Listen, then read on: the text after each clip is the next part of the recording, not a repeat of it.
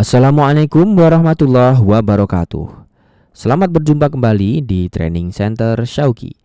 Hari ini kita akan membahas lubrication system, terkhusus untuk engine diesel. Langsung kita ke materinya.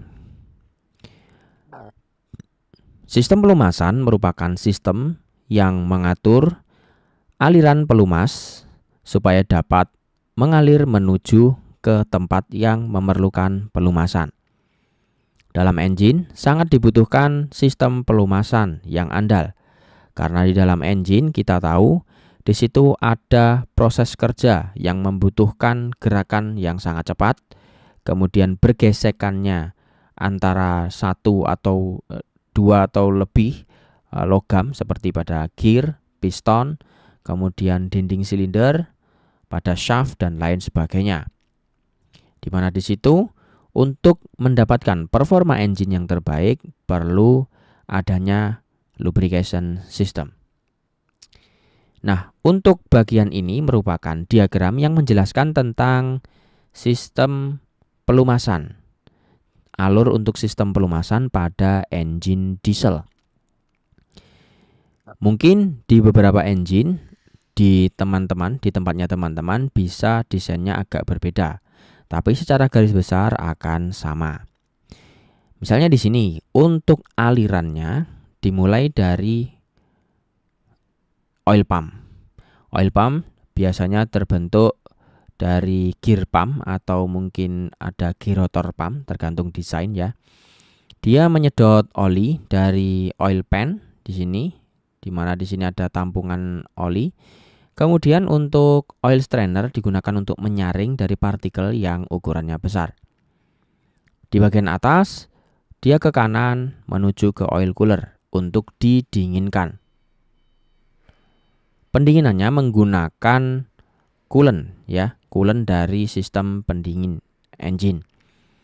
Kemudian setelah didinginkan nanti akan didistribusikan ke oil filter. Jumlah oil filter bermacam-macam tergantung dari desain unitnya.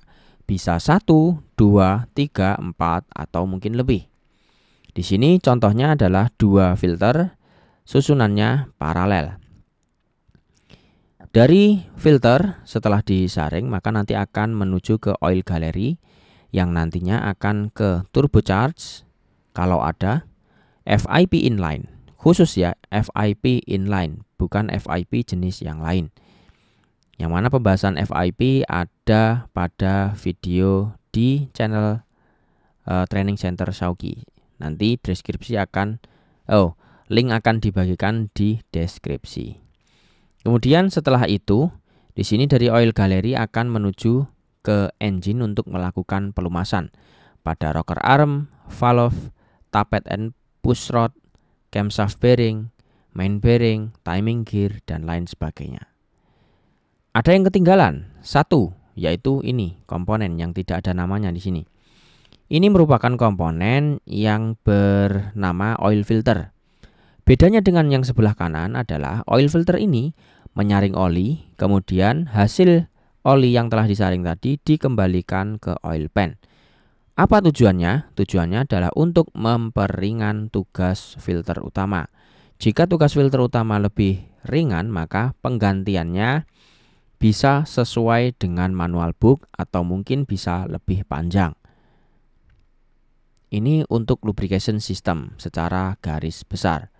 Mungkin akan ditemui untuk bypass oil filter di sini setelah oil cooler. Ada seperti itu. Tapi di sini gambarnya adalah sebelum oil cooler. Next, di sini ada pelumasan pada sisi engine yang mana yang dilumasi tadi merupakan komponen-komponen yang pergerakannya sangat cepat dan butuh tenaga yang besar. Melibatkan panas yang tinggi juga terutama di dalam ruang bakar. Nah, untuk itu di sini dari main gallery dia ke main bearing. Kita tahu di sini pembebanan untuk crankshaftnya sangat besar ya. Dia ada pengereman dari sisi beban di bagian belakang di sini. Kemudian untuk dorongan atau gaya putarnya dia dari sini, dari crankpin jurnalnya. Bayangkan betapa besar gaya puntir yang ada di sini dan pembebanan yang ada di poros. Di sini membutuhkan pelumasan. Kemudian dia ada dilanjutkan ke atas yang menuju ke shaft dari rocker arm yang warna biru ini. Ini di dalamnya ada lubang, ada jalur yang mana nanti akan ketemu dengan bushing ataupun bearing dari rocker arm. Nah, selanjutnya dari rocker arm nanti akan turun ke depan dan ke belakang untuk melumasi valve dan push rod. Selain itu, oil gallery menuju ke bearing dari camshaft dan lanjut juga ke timing gear. Gear dia juga pastinya selain di poros, di bagian giginya dia juga sangat butuh pelumasan karena langsung bertemu antara gigi gear satu dengan yang lainnya. Next, di sini ada apa? Ada pelumasan tentang crankshaft lubrication di sini ya. Dari body atau silinder block ada jalur yang mengarah ke poros dari main bearing. Kemudian di poros ini nanti akan dilakukan pelumasan saat dia berputar. Dan di sini ada lubang oil passage yang menyalurkan oli ke bagian ini, crankpin jurnalnya. Nah, di sini juga melakukan pelumasan. Selain itu dia juga bisa ke atas ke connecting rod. Kemudian melumasi bagian piston pin dan juga melumasi oil ring serta dinding silinder. Selanjutnya untuk valve mechanism dari shaft rocker arm nanti selain melumasi bagian bearing atau bushingnya ini, dia nanti disalurkan ke depan untuk melumasi valve, ke belakang untuk melumasi push rod. Nah, di sini kan saling menekan perlu yang namanya pelumasan. Kalau tidak ada pelumasan, nanti logam akan langsung ketemu logam dan menyebabkan keausan yang cukup parah. Kemudian ada timing gear yang mana di sini di bagian porosnya dia bisa ketemu dengan silinder block yang di situ ada oil passage yang dapat mengalirkan oli ke sisi luar outer diameter dari poros ini, kemudian melumasi gear ketika berputar. Selain itu dia nanti juga ada sedikit clearance yang membuat oli itu menetes ke bawah ya, bukan ke atas karena di sini by gravitasi saja. Nanti akan mengalir dan melumasi dari gigi si gear ini, sehingga nanti akan ada pelumasan pada gear. Nah, ini yang terakhir adalah oil cooler, yang mana kita tahu oil cooler ini bertugas untuk mendinginkan oli. Oli yang masuk ke jalur inlet akan masuk ke dalam sela-sela dari pendingin ini ya gambarnya. Kemudian nanti panasnya akan diserap oleh logam pendingin ini, dan nanti logam pendingin karena terendam di dalam water coolant, maka nanti water coolant akan menyerap panas dan membawanya pergi.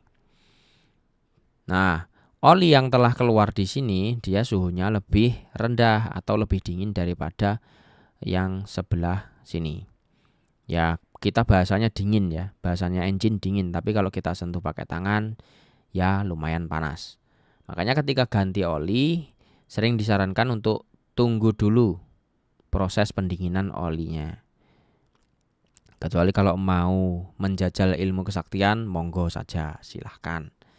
Ya, kalau dari tim teknis selalu menyarankan untuk utamakan keselamatan.